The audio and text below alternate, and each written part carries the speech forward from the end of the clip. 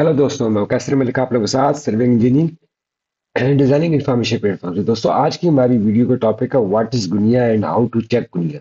गुनिया क्या होता है और गुनिया को किस लिए चेक किया जाता है, राइट एंगल जिसे कहा जाता है। आपके पास कोई लेआउट हुई हुई है, जिस तरह आप ये देख रहे हैं कि आपके पास ये लेआउट हुई हुई है और इसका जो गुनिया होगा वो आप कैसे चेक कर सकते हैं। तो जो गुनिया होता है वो ये दोनों जो साइड वाली तिरछी लाइन जा रही होती है, ये वाली साइड इधर से लेके इधर तक और इधर से लेके इधर तक, इसकी डायमेंशन चेक की जाती है। दोनों साइड्स के ऊपर वो इक्वल होनी चाहिए।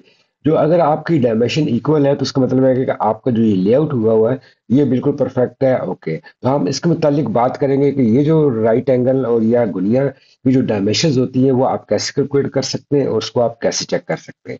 सपोज इधर से हम आते हैं तो हमारे पास इसकी जो डायमेंशन है, ये इसकी जो विड्थ हैगी ये 30 फीट हैगी और जो लेंथ हैगी वो 20 फीट हैगी। अभी 20 और 30 फीट के दरमियान हम अपनी कैलकुलेशन के हिसाब में इसका गुनिया राइट एंगल जो है वो हम कैसे चेक कर सकते हैं। तो इसके लिए आपने कैलकुलेटर को ओपन कर लेना है। साइंटिफिक कैलकुलेटर की आपको जरूरत होगी जिसकी मदद से आप बहुत आसानी के साथ इसका गुनिया मालूम कर सकते हैं। अगर आपका मैनुअल कैलकुलेटर है तो थोड़ी सी लंबी वर्किंग होगी। तो जो गुनिया चेक करना है वो आपने साइंटिफिक कैलकुलेटर कोई भी किसी किस्म का ओपन कर लें। इसके बीच में आप देख रहे हैं कि शिफ्ट और ये पीओएल है। ये आपके पास ऑप्शन इधर आता है, सारे कैलकुलेटर्स में होता है। शिफ्ट और पी वाला प्रेस कर देंगे और उसके बाद आपने इसकी अंदर सबसे पहले इसकी लेंथ दे देनी है 30। उसके बाद शिफ्ट प्रेस करना है, कॉमा देना है और उसके बाद इसकी दे देनी है विड्थ और ब्रैकेट को क्लोज कर देना है। 30 20 आपको स्क्रीन पर नजर आ रहे हैं दोनों चीजें। आप इसमें लाजमी नहीं है कि आप मैंने इसकी विड्थ पहले दी है, आप इसकी लेंथ बाद में दी है। आप लेंथ पहले भी दे सकते हैं, बाद में भी दे सकते हैं।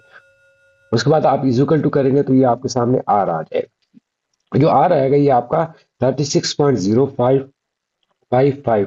ये आपका क्या है, ये जो है ये आपका राइट एंगल है। जो राइट एंगल की डायमेंशन आनी चाहिए वो आपकी ये होगी। तो इसी तरीके से जो भी आपने कैलकुलेशन करनी है वो आपने एक्स और वाई जी यानी कि जो लेंथ और विड्थ है उसको आपने पीएल के जरिए कैलकुलेट करके और उसकी डायमेंशन निकाल लेनी है। और इस कॉर्नर से लेके इस कॉर्नर तक और इसी तरीके से इस कॉर्नर से लेके इस कॉर्नर तक आपकी 36.06 फीट जो है ना, ये आपकी डायमेंशन आनी चाहिए। अगर ये डायमेंशन आपकी इन डायमेंशन के अगेंस्ट, लेंथ और विड्थ के अगेंस्ट ये डायमेंशन अगर आपकी नहीं आ रही तो मतलब है कि आपका जो ये गुनिया है, इसका जो राइट एंगल है वो ठीक नहीं है। तो आप अपनी लेआउट को दोबारा करेंगे। इसी तरीके से आप देख रहे हैं कि हमारे पास ये कुछ प्लान है जो 60/40, 45/35 या मुख्तलिफ किस्म के।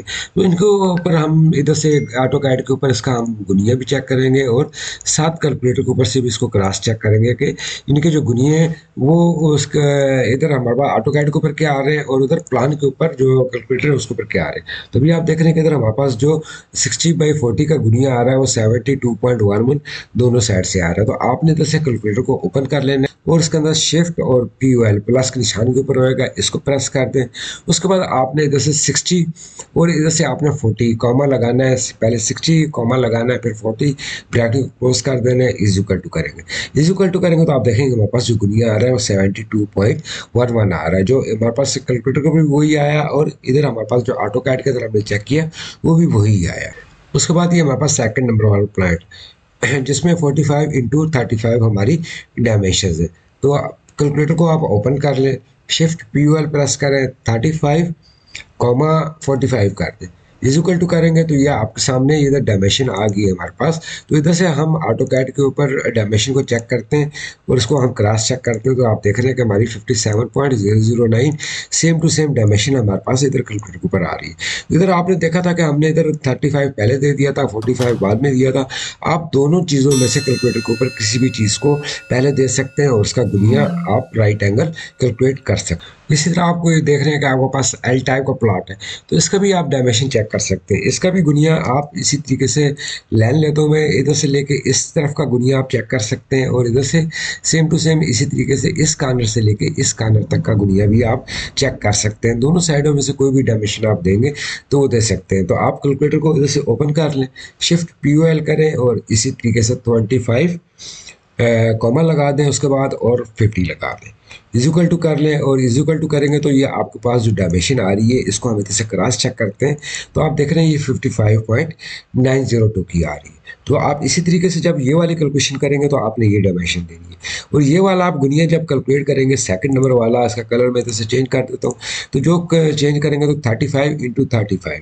तो आपने इसी तरीके से शिफ्ट यूएल प्रेस करना है, 35 लगाना है और इज इक्वल टू कर लेना है, और जो डायमेंशन इधर आ रही है वो आप इधर से उसको हम क्रॉस चेक कर लेते हैं, तो आप देख रहे हैं कि 49.497 की आ रही है। तो आप जो भी गुनिये इनमें से चेक करेंगे आप इसी तरीके से इसकी कैलकुलेशन बहुत आसानी के साथ कैलकुलेटर के जरिए कर सकते हैं। ऑटोकैड के अंदर भी मैंने आपको इन तीनों चीज़ों के ऊपर पूरी डिटेल के साथ समझाया और बहुत अच्छी तरीके से समझाया कि आपका गुनिया कोई भी डायमेंशन आप चेक करना चाहें कर सकते हैं। वैसे जो साइट के ऊपर जो बेसिकली वो चल रही होती है इसकी प्रैक्टिस, वो यही होती है कि आप इस कार्नर से लेकर इस कार्नर तक की डायमेंशन को चेक कर लेते हैं और वही डायमेंशन आप इस साइड के ऊपर भी चेक कर लेते हैं। अगर आपकी दोनों डायमेंशन ओके होती हैं तो आप समझते हैं कि गुनिया ओके, लेकिन आप कोशिश करेंगे, आपने जस्ट ये आपके 2 मिनट लगते हैं, आपने इधर से डायमेंशन के ऊपर लेके और प्रॉपरली अपना राइट एंगल और उसकी गुनिया को आपने चेक करना है ताकि कोई प्रॉब्लम्स वगैरह ना रहे। मिलते हैं नेक्स्ट वीडियो के अंदर। उम्मीद करता हूँ कि ये वीडियो भी आपको पसंद आई होगी। मिलेंगे नेक्स्ट यूजफुल वीडियो के अंदर।